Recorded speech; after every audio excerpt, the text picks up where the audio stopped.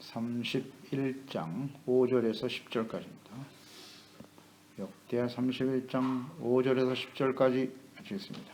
왕의 명령이 내리자 곧 이스라엘 자손이 곡식과 포도주와 기름과 꿀과 밭의 모든 소산의 첫 열매들을 풍성히 드렸고 또 모든 것의 11조를 많이 가져왔으며 유다 여러 성읍에 사는 이스라엘과 유다 자손들도 소와 양의 11조를 가져왔고 또 그들의 하나님 여호와께 구별하여 드릴 성물의 11조를 가져왔으며 그것을 쌓아 여러 더미를 이루었는데 셋째 달에 그 더미들을 쌓기 시작하여 일곱째 달에 마친지라. 히스기야와 황백들이 와서 쌓인 더미들을 보고 여호와를 송축하고 그의 백성 이스라엘을 위하여 축복하니라. 히스기야가 그 더미들에 대하여 제사장들과 레위 사람들에게 물으니 사독의 족속 대제사장 아사랴가 그에 대하여 대답하여 이르되 백성이 예물을 여호와의 전에 드리기 시작함으로부터 우리가 만족하게 먹었으나 남은 것이 많으니 여호와께서 그의 백성에게 복을 주셨습니다. 그 남은 것이 이렇게 많이 쌓였나이다. 은혜에 감사하여 드리는 헌물. 6월절 절기를 지키면서 애굽에서 구원하신 하나님께로 돌아와 속죄를 통해 하나님의 은혜를 경험하고 크게 기뻐하며 감사하며 찬양하며. 거기서 끝난 게 아니죠. 유다와 이스라엘 백성들은 돌아와서 우상을 제거하고 산당을 제거하고 회개에 합당한 열매를 맺었어요. 은혜 받은 사람이 마땅히 해야 될 태도가 어떠한지를 잘 보여주고 있어요. 의의 삶을 실천했다는 것입니다. 그리고 히스기야 왕은 제사장과 레위인들이 여호와의 율법에 힘쓰도록 하나님의 율법을 잘 묵상하고 가르치고 죄를 깨닫게 하고 제사를 바르게 드림으로써 모든 백성들이 용서받고 의롭다함을 얻는 하나님의 의의 백성, 그래서 하나님과 함께 동행하는 삶을 살아가도록 율법에 힘쓴다는 의미를 잘 묵상할 필요가 있어요. 그 일에 집중하도록 제사장과 레위인들의 몫의 음식을 주도록 명령을 내렸습니다. 5절로 6절에 제사장과 레위 사람들이 율법에 힘쓸 수 있도록 하라는 명령 앞에, 그러니까 이 히스기야가 이런 명령을 내렸다 그랬는데요. 그들의 몫을 위해서 명을 내렸다. 이것은 히스기야 개인의 무슨 명령이 아니고요. 하나님의 뜻이에요. 하나님의 뜻을 그대로 전달한 것입니다. 민수기 18장에 잘 나와 있죠. 3절 이하에 레위인은 내 직무와 장막의 모든 직무를 지키려니 와 성소의 기구와 제단에는 가까이 하지 못하리니 두렵건대 그들과 너희가 죽을까 하노라. 제사장 레위인의 직무가 분명하고 이와 같이 너희는 성소의 직무와 제단의 직무를 다하라. 그리하면 여호와의 진노가 다시는 이스라엘 자손에게 미치지 아니하리라. 21절 내가 이스라엘의 11조를 레위 자손에게 기업으로 다 주어서 그들이 하는 일 곧 회막에서 하는 일을 갚나니 이후로는 이스라엘 자손의 회막에 가까이 하지 말 것이라. 죄값으로 죽을까 하노라. 그러나 레위인은 회막에 봉사하며 자기들의 죄를 담당할 것이요 이스라엘 자손은 기업이 없을 것이니 이는 너희 대대 영원한 율례라. 제사장과 레위인들의 직무를 다할 때 여호와의 진노가 다시는 이스라엘 자손에게 미치지 않게 한다. 이것이 바로 제사장과 레위의 직무요 사명이에요. 그들이 제사를 온전히 드릴 때 이스라엘 백성들이 죄사함 받고 용서받게 되는 것이고 하나님의 진노, 주님의 공의가 그들에게 실현되지 않는다. 회개하고 돌이키도록 하는 거예요. 죄를 깨닫고 회개하고 용서받고 의롭다함을 얻는 것. 제사장과 레위인의 직무, 성전이 왜 필요한지, 성전과 제사, 예배, 이거 뭐 아무리 강조해도 지나치지 않죠. 의미를 알아야죠. 알고 예배를 드려야 되지. 그럴 때 그러니 제사장들의 역할이 매우 중요하다. 중요성을 인식하고 그들이 그 율법에 힘쓸 수 있도록 자신에게 주어진 직무에 최선을 다하도록 그들의 필요를 위해서 드리도록 11조와 헌물을 드리라고 하나님이 말씀하셨어요. 그래야 집중할 수 있을 테니까. 기업을 주지 않았잖아요. 레위 사람과 제사장들에게. 그래서 율법에 힘쓴다는 의미가 뭘까? 이런 걸 잘 우리 묵상해야 합니다. 직무에 충실할 수 있도록 하기 위해서. 이렇게 명령을 내릴 때 그 곧이라고 하는 말이 저는 묵상이 돼요. 명령을 내리니까 곧 이스라엘 자손이 곡식과 포도주와 기름과 꿀과 밭에 솟은 모든 소산의 첫 열매를 풍성히 드렸다. 또 모든 곳에 11조를 많이 가져왔다. 곧이라고 하는 게 중요해요. 히스기야가 명을 내렸지만 이것이 하나님의 명령이고 하나님의 뜻이라는 뜻으로 받아들이는 거죠. 그러니까 즉시 순종하는 거죠. 즉시 뭐 생각하고 뭐 계산하고 고민할 것도 없어요. 곧 즉시. 그렇지 않나요? 하나님의 은혜를 받은 사람은요. 은혜가 뭐냐? 도대체 은혜의 성격을 잘 알아야죠. 심각한 죄로 말미암아 죽어 마땅한 인생들, 하나님의 공의 심판 앞에서 죽을 수밖에 없는 영혼들이 죄사함 받고 용서받았다. 이게 은혜의 핵심이잖아요. 죄사함 받았다. 의롭다 먹었다. 이 은혜를 받은 사람은 하나님 앞에 그 제사장들과 주님을 섬기는 그 제사와 예배의 중요성을 인식하기 때문에 성전의 소중함을 알고 있어요. 그것이 아니면 자신들이 은혜를 받을 수 없기 때문에 이걸 깨달으니까 즉시 곧 뭐 계산을 합니까? 하나님께 헌신하는 것에 대해서 무슨 생각을 해요? 상황이 어떻고 뭐 그게 진짜 은혜 받은 사람 맞나요? 곧 즉시입니다. 이건 자원하는 거예요. 스스로 깨닫고 자원하는 심령으로. 그래, 나의 삶에 있어서 하나님 앞에 은혜 받고 구원받아 하나님의 자녀로 살아가는 것처럼 더 소중한 일이 어디 있겠나? 가치의 문제고 이거는. 깨달음이죠. 그러니까 즉시 하나님 앞에 헌신하였더라. 곧 즉시. 잘 한번 묵상을 해보세요. 우리는 그렇게 헌신하고 있는가? 소산의 첫 열매 모든 곳에 11조를 풍성히 가져왔다. 히스기야 왕은 번제를 위해서 자기의 재산을 먼저 내놓았죠. 솔선수범했어요. 그러니까 백성들도 자원하는 마음으로 이렇게 헌신하게 되는 거죠. 은혜 받은 사람들의 마땅하고 자연스러운 반응이다. 그래서 우리 계속 묵상되죠. 히스기야 시대에 그들이 하나님 앞에 큰 은혜를 받았다. 은혜를 받은 사람은 어떤 태도, 어떤 반응을 해야 되는가? 감사, 찬양, 크게 기뻐했다는 거 중요해요. 크게 즐거워했고 하나님 때문에 예수 그리스도로 말미암아 기뻐하고 즐거워하는 사람이 은혜 받은 사람이에요. 감사, 찬양, 더하기, 헌신. 여기까지가 은혜 받은 사람의 마땅한 태도라고요. 은혜 받은 사람. 11조와 헌물은 은혜에 대한 우리의 반응이에요. 이건 뭐 억지로 드리면 받지도 않으신다고 했죠. 하나님께서. 그렇게 하려면 차라리 안 드리는 게 낫죠. 드릴 수 없으면 할 수 없는 거죠. 은혜 받은 게 없는데 내가 하나님의 은혜를 전혀 인식하지 못하고 있는데 드릴 수 있겠어요? 이게? 간단한 문제입니다. 그건 뭐 억지로 드리라고 해요. 마땅한 일인데 마땅한 일.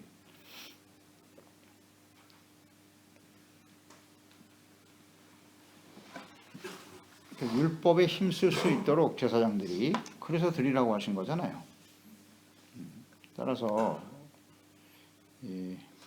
우리가 하나님 앞에 뭐 11조를 드리고 헌물을 드릴 때 그 초점이 뭐냐? 핵심이 성전, 교회잖아요. 성전과 교회가 도대체 뭐 하는 데냐? 여기에 대한 인식이 있어야 되고 그 다음 제사와 예배 그 의미를 알아야 될 거 아니에요. 그 다음 그것을 통해서 우리가 속죄를 받는 것이고 죄사함 받는다. 그러니까 하나님의 은혜에 감사하는 마음이 생기죠. 그래서 하나님 앞에 자연스럽게 헌신하게 되는 거죠. 이 하나하나의 의미를 다 깨달아야 돼요. 이게 은혜 받은 사람이에요.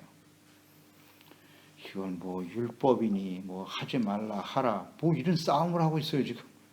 아이고 안타까워라. 성경을 모르고 하나님을 모르는 사람들이 하는 소리예요. 드려야 되느냐 말아야 되느냐 무슨 그런 쓸데없는 신학적 논쟁을 하고 있는 겁니까 지금? 하지 말라고 하니까 사람들이 얼마나 좋아하는지 또 허허 다 재물이 주인인 사람들이에요. 은혜가 뭔지를 전혀 모르는 사람들이라고요. 무슨 그런 말에 귀를 기울여요. 아이, 안타까워라. 하나님을 아는 사람은 은혜를 받은 사람은 누가 시켜서 하는 게 아닙니다. 자발적 헌신이에요. 자발적 헌신. 성전, 제사, 예배, 속죄, 의의 백성 이게 얼마나 소중한 가치인가를 알기 때문에 드리는 거죠. 사실 우리 인생에 있어서 중요한 두 가지 가치가 있잖아요. 하나는 자기 생명일 거고 목숨, 그 다음엔 돈이지 뭐. 그게 우리 인생의 최고의 가치 아닌가? 그런데 하나님의 은혜를 받고 나니까 나에게 생명을 주시는 분도 하나님이시고 재물도 하나님의 것임을 알게 되는, 깨닫게 되는 거죠. 내가 죄사함 받고 구원받아 하나님과 함께 동행하며 영원한 하나님의 영원한 생명이잖아요. 영원한 생명보다 소중한 가치가 어디 있겠노? 죄사함 받아 의롭다므로도 하나님과 함께 사는 것처럼 가치 있는 일이 어디 있겠는가? 깨닫게 되는 거죠. 가치의 변화지, 가치의 변화. 이건 뭐 율법이니 아니니 따지고 있어요. 보세요. 이 백성들이 자발적으로 헌신하잖아요. 또 하나님 명하신 것이기도 하고. 그래서 우리는 잘 생각해야 돼요. 이 율법의 말씀에 대한 두 가지 극단적인 반응을 조심해라. 하나는 율법주의. 율법 반드시 지켜야 된다. 율법의 착구를 따지면서 율법주의 이거 조심해야 되고. 또 반대로 무율법주의. 율법 필요 없다. 율법 필요 없으면 성경에 왜 기록되어 있습니까? 예수님이 율법을 폐하러 오셨다고요? 무슨 소리 하고 있어요? 제사, 동물의 제사는 필요 없지만 이 율법에 나타난 하나님의 뜻, 이것은 절대 변하지 않아요. 왜 이걸 얘기하지 않죠? 간단한 진리인데 사람들이 현혹하고 있어요. 속여요. 무율법주의, 그게 바로 세속화의 가장 근원이에요. 근원이라고요. 의미를 알아야죠. 의미를. 왜 하나님 이런 말씀하셨는지를. 6.1획도 땅에 떨어지지 않는다고 하신 예수님의 말씀의 뜻이 뭔지 성경을 몰라요. 하나님의 뜻을 제대로 모르니까 그런 소리 하죠. 율법에 나타난 하나님의 뜻을 모르면 우리는 온전한 하나님의 자녀와 백성으로 살 수 없어요. 없어요. 절대로. 이걸 가르치고 깨달아야 돼요. 똑바로. 그 말씀에 어긋나면 우리가 잘못되고 있는 거예요. 빨리 회개하고 돌이키고. 하나님의 아들이 직접 찾아오셨죠. 보혜사 성령님까지 보내주셨죠. 그런데도 못한다면 이건 하나님 앞에 할 말이 없습니다. 저희들.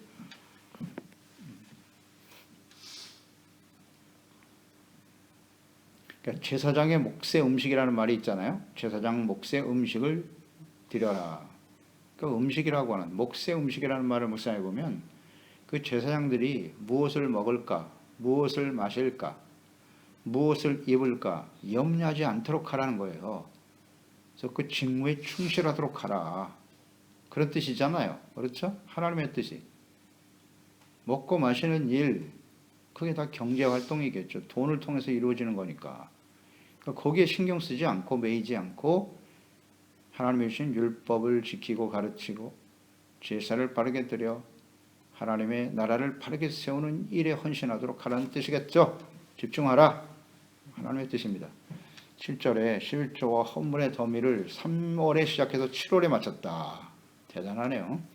그러니까 맥추절을 지나서 7월이면 장막절이잖아요. 추수가 완전히 끝나서 창고에 집어넣는 수장절이기도 하죠. 7월 달에. 대속제일도 있고 초막절도 있고 장막절도 있는데 그때까지 계속 쌓았다는 거예요. 그러니까 그 기간 동안에 하나님의 백성들이 계속해서 쉬지 않고 헌신했다. 헌신했다. 추수가 끝날 때까지 쌓였다는 거죠. 자원하는 마음으로 은혜에 감사하여 지속적으로 드렸다.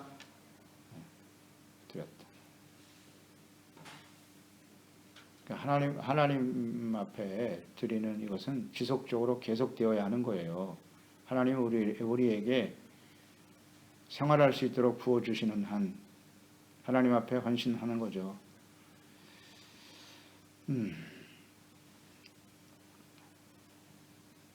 자원하는 마음, 기쁜 뜻으로 하나님께 드려야 된다.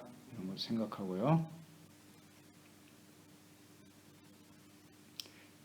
그것을 통해서 하나님의 나라, 의의 백성, 속죄와 용서, 교회에서 드려지는 예배, 이것이 얼마나 소중한가를 깨달아야만 가능한 일이다. 그게 은혜죠, 은혜.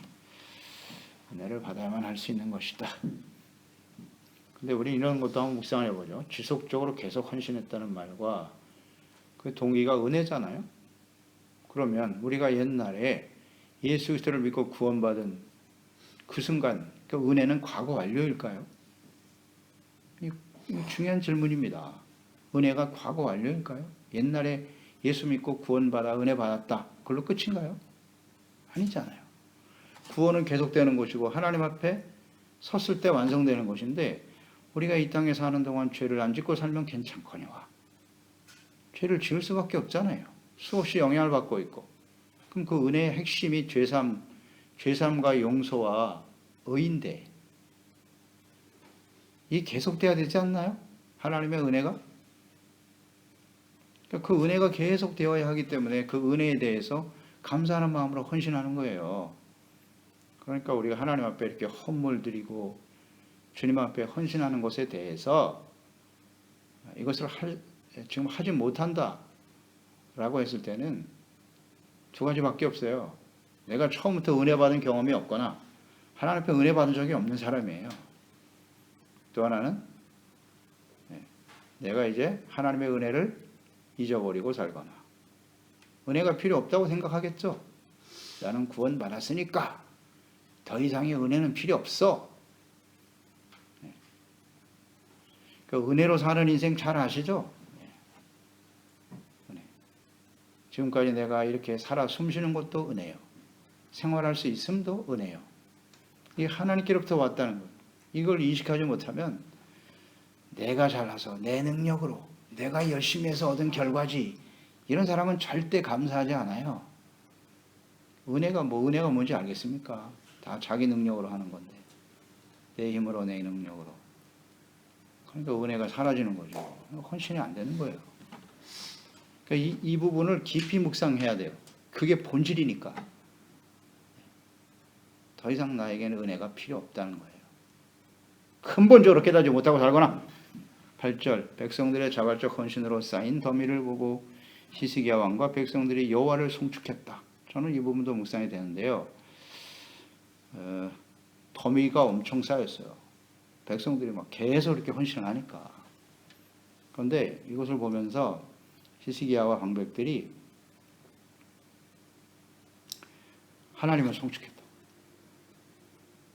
여기서 우리는 뭘 묵상해야 돼요? 그 많은 더미? 이야, 이렇게 많은 돈이 들어왔어? 많은 재물이 들어왔어? 여기에 초점을 맞출 것이냐? 또 하나는 야, 사람들이 이렇게 많이 누가 제일 많이 헌신했나? 누가 제일 많이 드렸어? 사람에게 초점을 맞추거나 그게 아니라 하나님께 여호와를 송축했다. 이게 중요하다고요.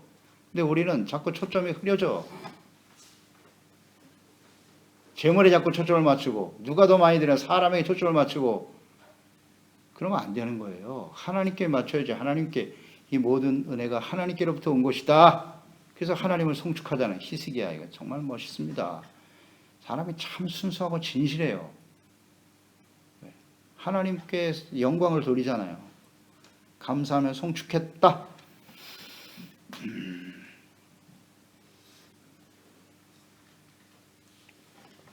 10절에도 보면 나오죠. 하나님을 송축했다 그랬고 10절에 보면 그 대제사장 아사랴가 우리가 만족하게 먹었습니다. 남은 것이 이렇게 많은데 이는 이렇게 된 이유는 여호와께서 그의 백성에게 복을 주셨기 때문입니다. 이렇게 많은 것을 쌓아드릴 수 있었다 그랬는데 그 이유가 백성에게 하나님이 복을 주셨다. 그게 원인이라는 거예요. 자, 여기서 우리 복을 한번 묵상해 볼까요? 복이란 도대체 뭡니까? 이 당시에 이스라엘 백성들이 받은 축복이 뭐예요? 갑자기 하나님께서 뭐 하늘에서 엄청난 재물을 쏟아 부어 주셨나요? 이 복이 뭐예요 도대체? 하나님과의 관계 회복이잖아요. 죄로 인해서 우상 섬격 하나님의 진노 앞에 설 수밖에 없는 사람들이 하나님 앞에 돌아와 죄사함 받고 용서받고 의롭다함을 얻어 하나님을 바르게 예배하고 섬길 수 있게 되었다. 이게 복의 핵심 아닌가요? 이걸 왜 놓치죠? 그래서 하나님 앞에 용서받고 의롭다함을 얻는 게 축복이에요. 의가 복의 핵심이라고요. 그러니까 그 은혜에 감사하여 하나님 앞에 헌신하는 거죠. 그게 진짜 복이죠. 나는 없어서 못 드려. 난 하나님이 복을 받지 못해서 못 드린다고요? 그게 말이 되는 소리입니까? 아니에요. 이해를 못하죠. 이 복에 대한 핵심을 몰라. 하나님이 복을 주셔서 이렇게 많이 헌신했다고. 은혜에 감사할 줄 아는 게 복입니다. 하나님으로 인해서 그 은혜로 인해서 찬양하며 헌신할 수 있는 마음과 실천이 복입니다. 재물의 많고 적음이 아니라. 이게 참 정확하게 알고 있네요. 정확하게 알고 있어요. 다시 한번 정리합니다. 하나님 앞에 복을 받아 은혜 받아 드리는 이 헌신은 역시 이 제사장도 하나님께 초점을 맞추고 있잖아요. 히스기야도 지금 엄청난 11조 더미가 쌓여 있다고 성전에. 그러면 대부분 사람들은 거기에 관심이 많거든요. 근데 히스기야도 방백도 대제사장도 하나님께 초점을 맞추고 있네. 하나님. 이게 하나님이 복을 주셔서 이렇게 헌신한 거로. 멋있다. 이렇게 좀 진실한 마음을 가지고 있어야죠. 그러니까 이것은 구체적으로 이렇게 적용이 되는 거예요. 그러니까 얼마나 많은 재물이 있느냐, 재정이 있느냐, 혹은 드리는 사람이라면 대제사장 입장에서는 받는 사람이잖아요.